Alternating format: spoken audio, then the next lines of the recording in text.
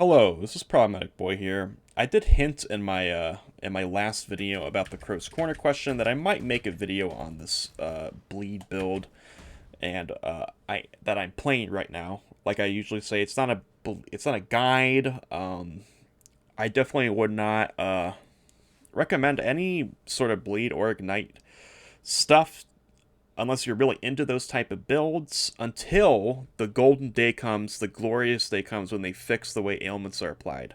Because once they fix it so that the strongest ailments always applies, then this build is going to feel really smooth. Uh, I'm playing it right now just because I'm used to how to play these builds and I know how they work and I know their ins and outs. But I won't say do it yourself until we get to that point. But I will talk about the build in case anyone is interested and wants to just try it out. It's that's totally fine. Or you want to know how to craft some of this stuff, like I usually do. Hold on, let's click this. I will do a little demonstration. I'll try to hold my leap key instead of mashing it like a crazy person like I did in my last video. But I will just do a quick T7. You know how it is. We do T7s. Filthy Forest, fast map. One of my favorite maps, and then we'll go into gear, skills, all that stuff, and some new bleed discoveries. I'm always discovering new things about bleed and how to scale it, so we talk about that as well. This isn't quite the same as the bleed build from last season. For starters, we're using the new Seething Rahan to get around the burst issue, and there's some benefits to using Seething Rahan. The first is that if I have my Bloodthirst on, which I currently have on cast on crit, you can see that we can mostly just leap and heal Groundshaker himself. Our spirit will, anyway. And we can see that here. Sometimes I gotta, involve myself. But almost died a traveler there. And then we can get to the boss, and this build actually, we can kill the boss fairly quickly. Not the fastest, but we get it done, and Bride's not that bad either. On the Running Ignite build, you really can't even do Bride with the gear that I had in that video. For that build. For that character. I still want to go back to that character, but I want to finish this. I want to actually really juice this one because I love bleed. And then we'll grab sure, Ember upgrade. Why not? And then we can talk about things. First off, I will discuss what to discuss first. New bleed discoveries. All right, let's talk about the new bleed discoveries. So we have this 187% modifier here. It's not T1 yet. We're still tapping it. And we also need to get rid of this because this needs to be fixed on last so that we can ominous it. But we need to get this T1, but we're currently getting 187% of physical damage of the main hand weapon to base bleed. Now, previously, I was unsure how this worked with increases the weapon damage. So increases the weapon damage, I wasn't sure. Now I know for a fact that adding physical damage to attacks does not work. But what does work is adding physical damage to the main hand weapon. So a great item that's increasing our base bleed a lot here is Fool's Crown, which I'm pretty sure is a new item in Season 2. That we're getting a lot of physical damage to the main hand weapon, which is then being converted into base bleed. Not converted, but adding to our base bleed by a whole lot. So that's very good. Otherwise, on the weapon, we want bleed damage, and we want... I think I want crit rating. I mean, critting is very good. It gives us additional damage, 110% additional bleed damage, actually, on a crit. So I think it's worth it. This rain needs to be fixed. This rain is okay-ish. We have the typical King's Boon boots, with more with less, and the Reap when you deal dot damage. Reap when you deal dot damage is so much better than Reap on hit for this. So keep that in mind, that Reap on hit is kind of meh. But Reap when you deal dot damage or bleed damage is pretty valuable. Now we're talking about what we learned here with our weapon damage. same thing goes here. We have a Great Strength Infinity, which is increasing additional main hand weapon damage. This is actually increasing our bleed damage, and you can even see it in the bleed tooltip. One thing I will note is that this is not shown in the bleed tooltip, but it definitely increases the bleed damage because I notice a massive difference when I take it off versus when I put it on. And there's no other explanation than that it's adding to the main hand weapon damage, which is giving me more base bleed. But if you look at this, this actually does give us tooltip information that our bleed is currently 152. If I were to take this off, my bleed goes all the way down to 104. So scaling the weapon damage is actually also scaling, you know, this physical damage, which is going into our base bleed, right? So that's very good. That also means the memories for Seething Spirit Rahan are not bad. On Angry Rahan, you have the additional bleed damage memories, but on Seething Rahan, you can get weapon damage memories. And these are pretty decent. I have them with life right now. I don't think life is really the best. I think rage is maybe better, but I have some crit or even crit rating. Flat crit rating is good too. I don't think life is really the best. I wouldn't go for life. I go for flat crit rating or maybe rage, and then I just have skill radius and memory effect here. Obviously, if you have a higher budget, you want more memory effect, and the skill radius is like whatever. Maybe you could get erosion or fire res here because we are running this fairly uniquely. So there's not really a whole point into going Hysteria. I'm not even sure if this applies to bleed. To be completely honest, this additional damage, sometimes additional damage applies to everything, including ailments. Sometimes it doesn't. I've played with it. I don't think it does too much. And so we get this to gain 7 points. Well, why would we want to gain 7 points? This is a build where we never go into Berserk. What do I mean by that? I mean, we never hit the F key. We never go into Berserk. It's bad, all right? Instead, we want to get double damage. If we do double damage, we get 10% additional ailment damage, which is 10% more damage from Warlock Tree. And we also get this. Once again, this additional, I don't think this is applying to the bleed, but we get a Peering Interval, and we get this 7 points, and also Imperial. Why do we want Rage Generation if we're not going into Berserk? Well, the reason is because we're taking Split Form. The way Split Form works is that we get damage reduction based off of our rage. So the rage compensates for damage equal to 0.5% of the sum of max life and max energy. So by having more max life, we are preventing damage, and it's reducing our rage whenever we get hit. So, and we also get 2% max life per 10% resistance, exceeding max resistance for all resistance. This means that getting resistances will give you life, essentially, which will increase your damage reduction. So we're using this because we don't want to Berserk, because Rage Infusion is if you want to Berserk. We don't want to Berserk. We just want to get the passive benefits of it, which is to get our double damage. That's why I think Rage might be good on some of these memories. Max Rage, because you can get more double damage chance, which would make your bleed a bit more consistently doing that 10% additional. Because you want to crit and you want to deal double damage. Back to the gear. Right now, the Amulet, we're stacking Affliction Effect wherever we can. Affliction Effect, unlike Ignite, with Bleed, you can stack as much Affliction Effect as you want. Hold on, let me actually, you know what?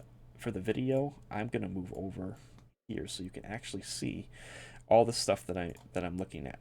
Okay, there we go. So we have not T1 base bleed, but whatever.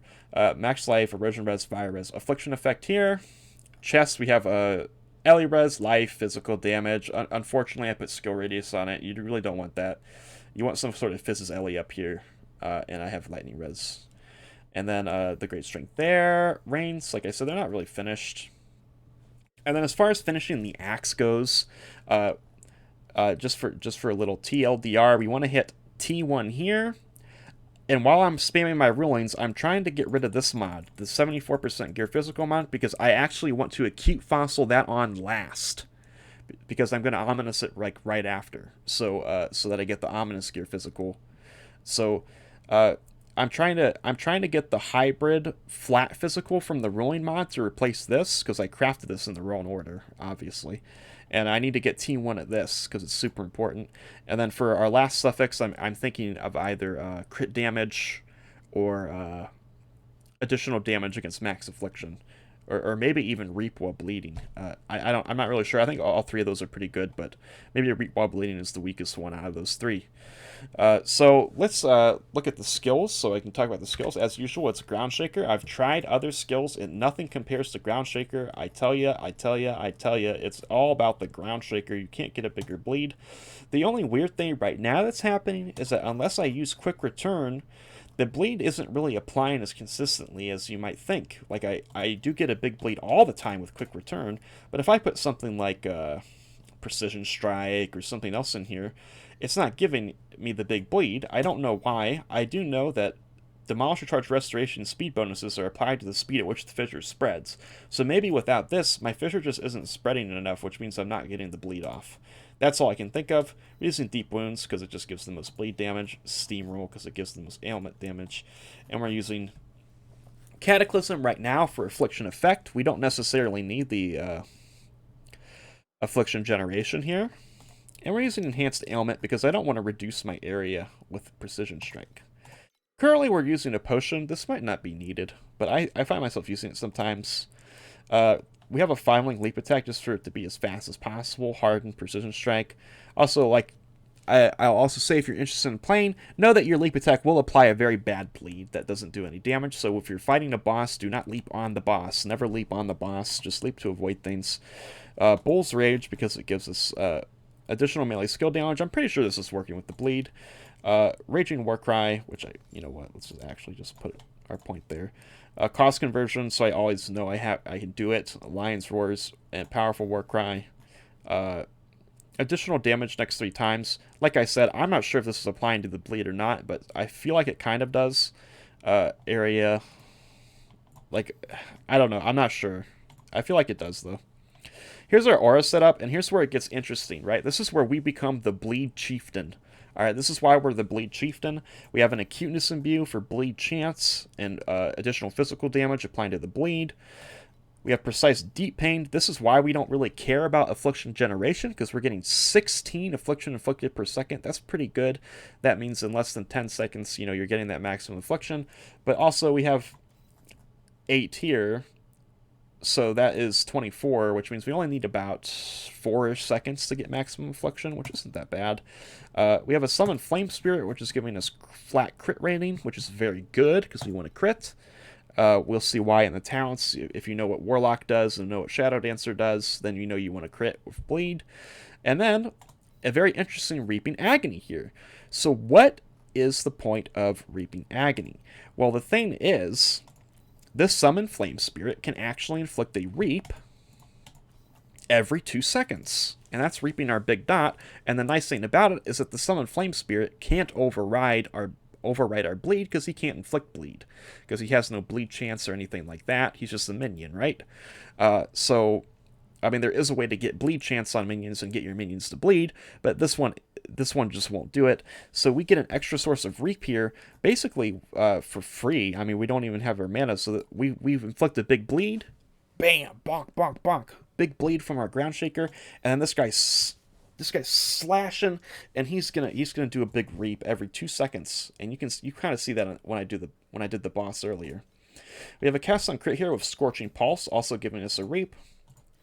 And we have Bloodthirst just to get more attack speed on it. And we're also doing that. Vulnerability, Abysmal Hatred, Curse on Hit. I don't even know if I need to Seal Convert this. Testing? I kind of don't. I'm actually not going to Seal Convert it, so I have more life. Let's do that now. Also gives me points, energy. So that's good. That's basically a skill rundown. I'll do a talent rundown as well with the slow pan so that you can take a look at it. We're going God of War. I think this is the best talent setup, by the way. I've tried a bunch of stuff, respecking like crazy. I think this is the best. Damage. They added physical damage to this talent, so it now has physical damage and chance to bleed. It's pretty good. Life, wherever you can get it, of course. Ailment damage is good, because bleed is an ailment. And then we have bleed damage. I would get this first and then fill in this later when you have extra points. 10% additional bleed damage up by critical strikes, it's just more damage. And then we get 35% additional physical damage, which is just more bleed. And then you can get easy fervor here. Just with God of War, just get fervor. It just increases your chance to crit by a whole bunch. Then you go Shadow Dancer, life, bleed chance, bleed. This is a great note here. It gives you minus 5% additional fizz taken. You need to crit, so get the crit rating. Regain's great.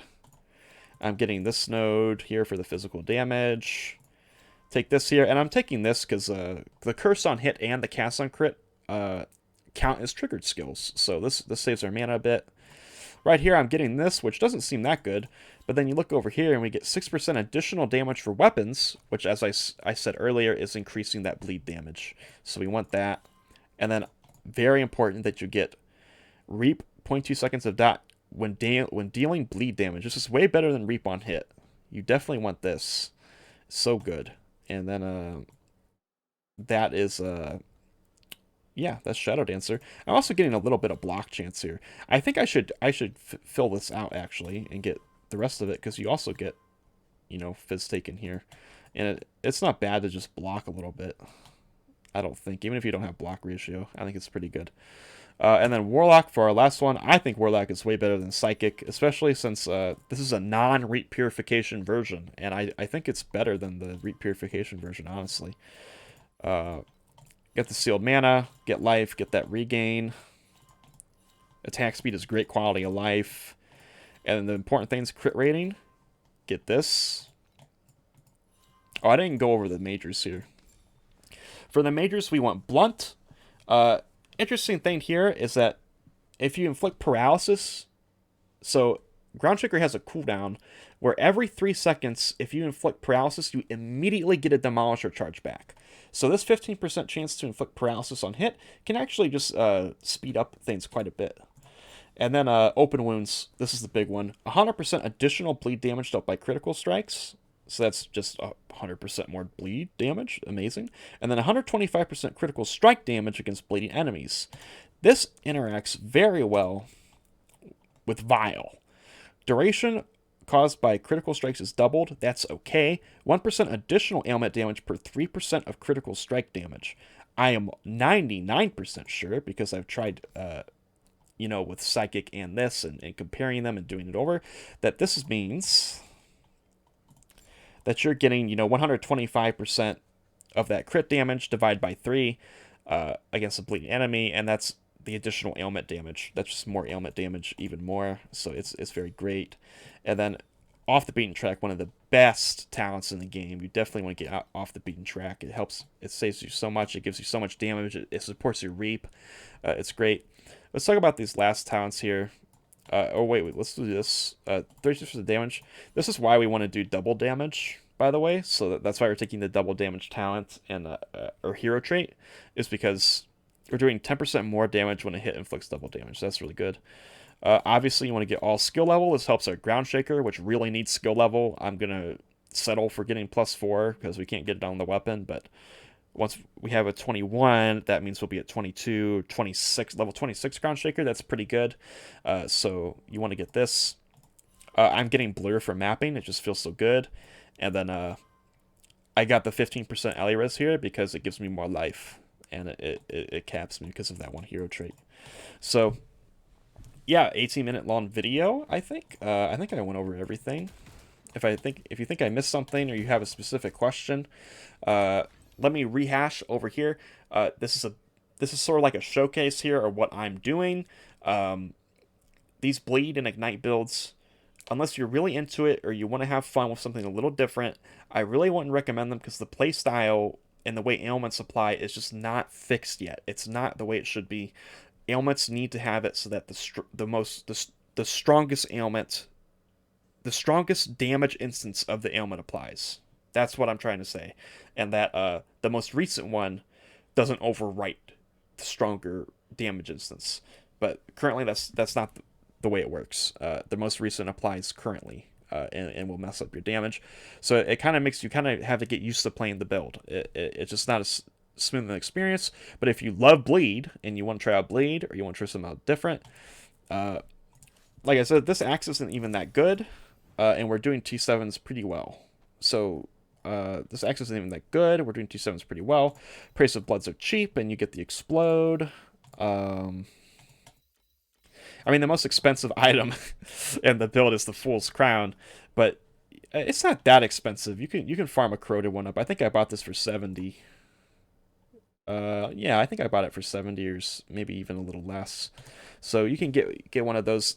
If you're up to a point where you're farming T6s, T7s, you can definitely get one. And this is a 1 FE base two-hander because people don't really play two-handers. But the one thing I will say is two-handers so much more damage than dual wielding. I tried dual wielding because I thought it might be better, stacking affliction effect, but it's really not. It's just so much more damage to have the two-hander, even with it being a 4 mod weapon. So anyways, thank you so much for watching. I hope you enjoyed the video. Any questions about it, if you're curious about Bleed, make sure to make a comment, and I'll be sure to answer. And, you can like if you want. You can subscribe if you want to stay updated. And you can find me on twitch.tv/problematicboy. Thank you for watching. Bye-bye.